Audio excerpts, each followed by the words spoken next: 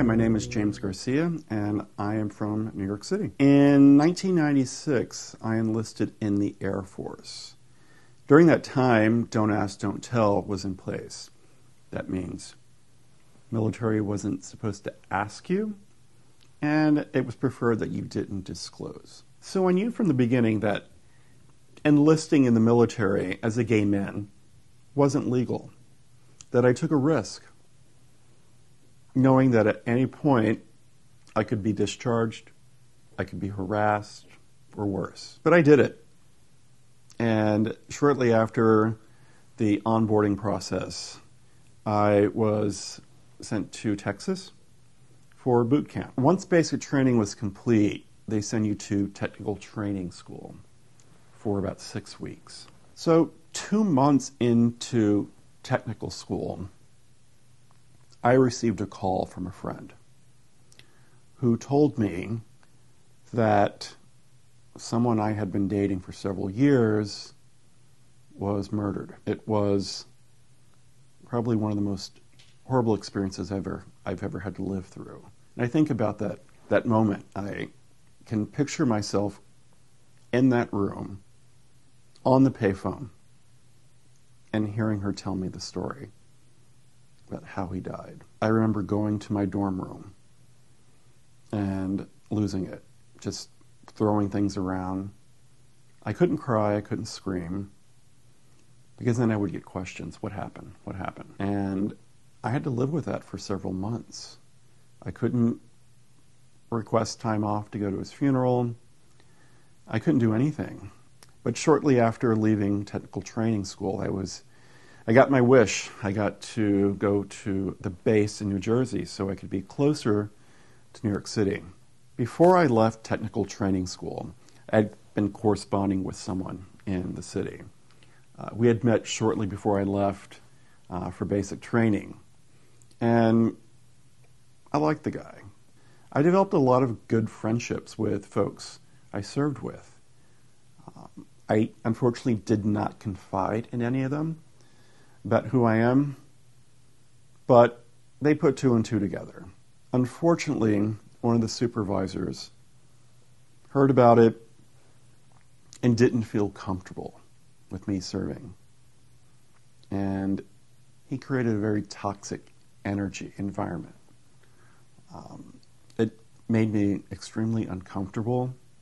I didn't know how to address it without disclosing who I am, because I knew it wasn't legal to serve as a gay man. And at that time, I started dating the guy that I had been corresponding with. And it wasn't until later in the year, in 1997, that I started to create a plan with his support. And he connected me to an organization, Servicemembers Legal Defense Network. They're based in Washington, D.C., and they help service members actively serving in the military. Obviously, I sought their support and guidance because I didn't know how to approach it. I didn't know what risks there were self-disclosing. All I knew is it was illegal. I was afraid that not only would I lose the respect from my peers, but risk losing all of the benefits. When you serve, it's all about serving with integrity. And I couldn't continue to lie about who I am. I eventually gave the commander of the base at that time a letter disclosing who I am. So essentially the letter stated, I am a gay man, so I can't continue to serve. The conversation moved to, well, we're going to ask you to leave the base now, and we'll call you back once the process investigation is closed. So I packed everything, didn't talk to anyone on the base, went to my car, and drove back to the city. 3 weeks go by. I was called by the attorney's office on base and asked to come and sign my discharge papers. There was a little part of me that feared I would get a dishonorable discharge. It happened all the time to gay men and women who were found out, who were outed by their peers. But I received an honorable discharge.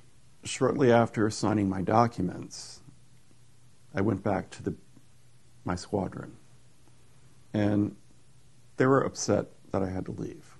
But I was surprised. They wanted to celebrate my service, and they all took me out to lunch. I have no regrets signing up. I loved everything about the military, except this experience. I share my story as a reminder, not only to myself, but to others who, A, didn't know this was illegal, that you couldn't serve being a gay man or woman, and also a reminder that there's so much more work that needs to be done to protect our current rights and rights of future generations.